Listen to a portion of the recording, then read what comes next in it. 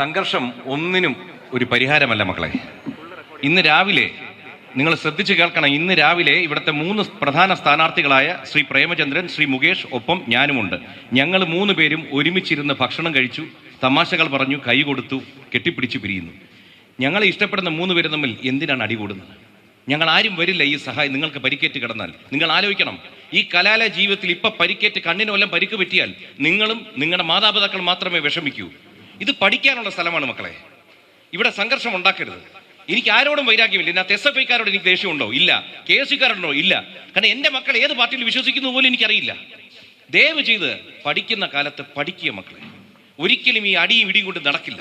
പിന്നെ തടയുന്നത്, ഈ കോളേജിനകത്ത്, ഇത് ഭാരതത്തിനകത്ത്, കേരളത്തിനകത്ത്, കൊല്ലത്തകത്ത് കോളേജാണ്. ഈ കോളേജിൽ വരാൻ പാടില്ലെന്ന് എന്തെങ്കിലും നിയമമുണ്ടോ? ഇല്ല. വോട്ട് ചോദിക്കാൻ പാടില്ല നിയമമുണ്ടോ? ഇല്ല. ഇവിടുത്തെ മറ്റ് 2 സ്ഥാനാർത്ഥികൾ ഇവിടെ വന്നു പോയെന്നാണ് ഞാൻ അറിഞ്ഞിരിക്കുന്നത്. അതിൽ ശ്രീ മുകേഷ്, അദ്ദേഹം 2 തവണ വന്നു പോയിരിക്കുന്നു.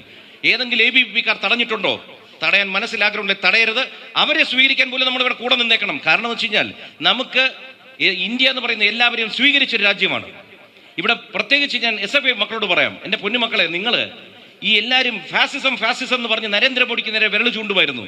ഇന്ന് നിങ്ങൾ കാണിക്കുന്നതാണ് ഫാസിസം. ഭാരതത്തിലെ ഒരു പൗരനാണ് ഞാനും, ടാക്സ് കൊടുത്ത് ജീവിക്കുന്ന ഒരു പൗരൻ. ഈ കോളേജിൽ എന്നെ തടയുന്നു. എവിടെയോ കിടക്കുന്ന ചെഗുവേരയ്ക്ക് നിങ്ങൾ സ്വാഗതം പറയുന്നു. ഭാരതത്തിലെ കൃഷ്ണകുമാറിനെ നിങ്ങൾ തടയുന്നു. ഇത് എവിടത്തെ ന്യായമാണ് നിങ്ങൾ കാണിക്കുന്നത്? മക്കളെ, ഒന്നുകൂടി ആലോചിക്കണം. നിങ്ങൾക്ക് നാളെ ഒരു ഭാവി വേണമെന്നുണ്ടെങ്കിൽ ശ്രീ നരേന്ദ്രമോദി നയിക്കുന്ന BJPക്ക് വോട്ട് ചെയ്തില്ലെങ്കിൽ കിട്ടില്ല. നിങ്ങൾ തടയാൻ പോകുന്നത് നിങ്ങളുടെ ഭാവിയാണ്. ഇവിടെ തന്നെ നിങ്ങൾക്ക് കാണാൻ പറ്റുന്ന വികസനം നിങ്ങൾ ആലോചിക്കണം. നിങ്ങളുടെ പ്രായം പോലുമില്ല. നിങ്ങളെല്ലാം 16-17 വയസ്സായിരിക്കണം, അല്ലെങ്കിൽ 18 or 20 ആയിരിക്കണം. എനിക്ക് 55 വയസ്സുള്ള ഒരു വ്യക്തിയാണ്. 55 കൊല്ലം ഈ ഭൂമിയിൽ ജീവിച്ച് കണ്ടതാണ്. എൻ്റെ അച്ഛനും അമ്മയും, അതായത് മുൻ തലമുറ, ഒരു വികസനവും കാണാതെ ഈ ഭൂമി വിട്ടുപോയവരാണ്. നിങ്ങളുടെ മാതാപിതാക്കളും കഷ്ടവും ദുരിതവും അനുഭവിച്ചാണ് നിങ്ങളെ പഠിപ്പിക്കുന്നത്. നിങ്ങൾക്കൊരു നല്ല ജീവിതം വേണമെന്ന്. അതുകൊണ്ടാണ് ശ്രീ നരേന്ദ്രമോദിയും പറയുന്നത് എന്താണ്? വരും തലമുറയ്ക്ക് നല്ലൊരു ജീവിതം ഉണ്ടാക്കി കൊടുക്കേണ്ട കടമ ഇന്ന് ജീവിക്കുന്ന ഞങ്ങൾക്കാണ്. അദ്ദേഹത്തിന്റെ പ്രതിനിധിയായിട്ട് അദ്ദേഹം നേരിട്ട് പറഞ്ഞിട്ടാണ് ഞാൻ കൊല്ലത്ത് സ്ഥാനാർത്ഥിയായിട്ട് വന്നിരിക്കുന്നത്. നിങ്ങളുടെ ഏത് പ്രശ്നത്തിനും പരിഹാരം ഞാൻ നിങ്ങൾക്ക് നേടിത്തരും. മോഡിജിയുടെ ഗ്യാരണ്ടി, കൂടെയുണ്ട് കൃഷ്ണകുമാർ. ഈ IIT-യിൽ നിങ്ങൾ പഠിക്കുന്നു. നിങ്ങളുടെ ഭാവി എന്താണ്? നിങ്ങൾക്കൊരു ഇന്റേൺഷിപ്പിന് പോകണമെങ്കിൽ ഈ കൊല്ലത്തോ പരിസരത്തോ ഏതെങ്കിലും ഒരു സ്ഥാപനമുണ്ടോ നിങ്ങൾക്ക് ഇന്റേൺഷിപ്പ് തരാൻ? നിങ്ങൾക്ക് ഇവിടുന്ന് തമിഴ്നാട്ടിൽ പോകണം, ആന്ധ്രയിൽ പോകണം. നിങ്ങൾ എന്നും കുറ്റം പറഞ്ഞുകൊണ്ടിരിക്കുന്ന UP-യിലോട്ടും ഗുജറാത്തിലോട്ടും ഇനി പോകേണ്ടി വരും. അതാണ് ഇപ്പോഴത്തെ അവസ്ഥ. കാരണം ആ നാട് വികസനത്തിന്റെ പാതയിലും നമ്മൾ മുരടിപ്പിന്റെ പാതയിലുമാണ്. 40ഓളം കൊല്ലം, 4 ദശാബ്ദങ്ങൾ ഇവിടെ അടഞ്ഞു കിടന്ന ബൈപ്പാസ് എന്ന് പറഞ്ഞത് നരേന്ദ്രമോദി 2014 വന്നതിന് ശേഷം മാത്രമാണ് അതിന്റെ പണി ആരംഭിച്ചത്. ഇന്ന് കൊല്ലം റെയിൽവേ സ്റ്റേഷനിൽ നവീകരണ പദ്ധതി നടക്കുന്നു, 383 കോടി രൂപയുടെ. അത് ഇവിടത്തെ MP പറയുന്നു MP-യുടെ ക്രെഡിറ്റിലാണെന്ന്. ഒന്ന് ചോദിച്ചോട്ടെ, ഒരു MP-യുടെ ഫണ്ട് ഒരു കൊല്ലത്തിൽ 5 കോടി മാത്രമാണ്. അപ്പൊ ഈ ബാക്കിയുള്ള 350 എവിടെ നിന്ന് വരുന്നു? അപ്പൊ നിങ്ങൾ മനസ്സിലാക്കണം, ഭാരതമൊട്ടാകെ 500 ചില്ലുവാനും റെയിൽവേ സ്റ്റേഷനുകൾ നവീകരിക്കുന്നതിൽ നമ്മൾ ഭാഗ്യം ഉള്ളവരായതുകൊണ്ട് നമുക്ക് കൊല്ലത്തും വന്നിരിക്കുന്നു. ഒരു കാര്യം കൂടി പറയാം, അടുത്തത് കൊല്ലത്തിന്റെ നല്ല കാലം ആരംഭിച്ചിരിക്കുന്നു. ഇന്നലെയാണ് എൻ്റെ പ്രചാരണം ആരംഭിച്ചത്. ദൈവം കൂടെ എന്നുള്ളൊരു തെളിവാണ്. ഇവിടെ കൊല്ലം തീർത്ത് വീണ്ടും എണ്ണ ഖനനം പോലും ആദ്യമായിട്ട് ആരംഭിച്ചിരിക്കുന്നു. നിങ്ങൾ ആലോചിക്കൂ, നിങ്ങളിൽ പലരും നാളെ ആ സ്ഥാപനത്തിലായിരിക്കും ജോലിക്ക് പോകുന്നത്. അതിനെ നിങ്ങളെ തടസ്സപ്പെടുത്താനാണ് ആഗ്രഹിക്കുന്നത്. നിങ്ങൾ ആലോചിക്കൂ. അതുകൊണ്ട് നിങ്ങളാണ് നിങ്ങളുടെ ഭാവി തീരുമാനിക്കുന്നത്. ഈ വരുന്ന തെരഞ്ഞെടുപ്പിൽ മറക്കാതെ നിങ്ങൾ ഏത് പാർട്ടിയിലാണോ വിശ്വസിച്ചോളൂ. നിങ്ങൾക്ക് ഇന്ന് തോന്നും നിങ്ങളുടെ പാർട്ടി വന്ന് സംരക്ഷിക്കുന്നത്.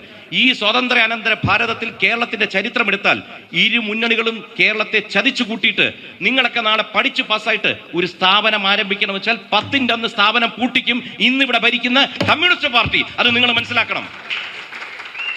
എത്ര പേരാണ് ആത്മഹത്യ ചെയ്തത്? വ്യവസായം തുടങ്ങിയിട്ട് മുന്നോട്ട് പോകാനാവാതെ എത്ര കർഷകർ ആത്മഹത്യ ചെയ്തു? നിങ്ങൾ മനസ്സിലാക്കണം. ഞാൻ ആരോടും എനിക്ക് ദേഷ്യമില്ല. കാരണം എല്ലാ പാർട്ടിക്കാരുമായിട്ട് നല്ല ബന്ധമുള്ള ഒരു കലാകാരനായിരുന്നു. പക്ഷേ എനിക്ക് തോന്നുന്നു, എനിക്ക് എൻ്റെ വിശ്വാസം വരുന്നു, ഈ രാജ്യത്തോട് മുന്നോട്ട് നയിക്കാൻ ഒരു വ്യക്തി നരേന്ദ്രമോദിക്ക് മാത്രമേ സാധിക്കൂ. നമ്മൾ മനസ്സിലാക്കേണ്ട ഒരു കാര്യം അതാണ്. അതുകൊണ്ട് ദയവ് ചെയ്ത് പൊന്നുമക്കളെ, കോളേജിൽ വരുമ്പോൾ പഠിക്കുന്ന കാലത്ത് പഠിക്കുക. നിങ്ങളുടെ മാതാപിതാക്കൾ വിഷമിക്കുക. ഇന്നിവിടെ പരിക്കേറ്റവിൽ SFIക്കാർ കാണും, KSU കാണും, BJPയും കാണും, ABVPയും കാണും. നിങ്ങൾ മനസ്സിലാക്കുക, കോളേജിൽ വന്ന് സംഘർഷം ഉണ്ടാക്കലല്ല, ആദ്യം ഇവിടെ വന്നാൽ നിങ്ങൾ മാതാപിതാ ഗുരു ദൈവം, ഗുരുവിന് ഏറ്റവും പ്രാമുഖ്യം കൊടുക്കുക. കാരണം മാതാവും പിതാവും കഴിഞ്ഞാൽ ഗുരുവാണ്, അതും കഴിഞ്ഞ് ദൈവം വരുന്നുള്ളൂ. ഇന്ന് സ്കൂളുകളിൽ ടീച്ചർമാരെ പറ്റി അനാവശ്യം പറയുക, പ്രിൻസിപ്പളിനെ തടഞ്ഞു വെക്കുക, കൊരാവ് ചെയ്യുക, ഇത്തരം പ്രവൃത്തികളിൽ പോകാതിരിക്കുക. ഗുരുത്വദോഷം എന്ന് പറയും, ഗുരുത്വദോഷം. നിങ്ങൾക്ക് ആപൽഘട്ടങ്ങളിൽ നമ്മൾ എപ്പോഴും സഹായിക്കുന്നത് അദൃശ്യമായൊരു ശക്തിയാണ്. നമ്മൾ പഠിപ്പിച്ച ഗുരുക്കന്മാരുടെ അവരുടെ എപ്പോഴും ഐശ്വര്യം നമ്മുടെ പുറത്ത് കാണും. ദയവ് ചെയ്ത് അവരുടെ പ്രാക്ക് വാങ്ങിച്ചുകൊണ്ട് കലാലയങ്ങളിൽ നിങ്ങൾ പോകാതിരിക്കുക. ഇനി കൂടുതൽ സംസാരിക്കുന്നില്ല. മക്കളെ, നിങ്ങൾക്കെല്ലാം നല്ല ഭാവി വരണം. ഞാനെല്ലാം എൻ്റെ ജീവിതത്തിൻ്റെ സന്ധ്യ സമയത്ത് എത്തിക്കഴിഞ്ഞിരിക്കുകയാണ്. നിങ്ങൾ ഉദിച്ചു വരുന്ന താരങ്ങളാണ്, ജീവിതത്തിൽ വലിയ വലിയ സ്ഥാനങ്ങൾ വഹിക്കേണ്ടവരാണ്. സംഘർഷത്തിലൂടെ ഒന്നും സംഭവിക്കില്ല. ജീവിതത്തിൽ നല്ലത് വരണമെന്ന് പ്രാർത്ഥിച്ചുകൊണ്ട് ഒരിക്കൽ കൂടി ഭാരതത്തിനൊപ്പം കേരളവും വളരണമെന്ന് പ്രാർത്ഥിച്ചുകൊണ്ട് താമര ചിഹ്നത്തിൽ വോട്ട് ചെയ്യണമെന്ന് വീണ്ടും വീണ്ടും ഞാൻ അഭ്യർത്ഥിക്കുന്നു. 5 കൊല്ലം എനിക്ക് തരണമേ എന്ന് അഭ്യർത്ഥിക്കുന്നു. Bharat Mata key, Bharat Mata key, Bharat Mata key. നന്ദി, നമസ്തേ മക്കളെ.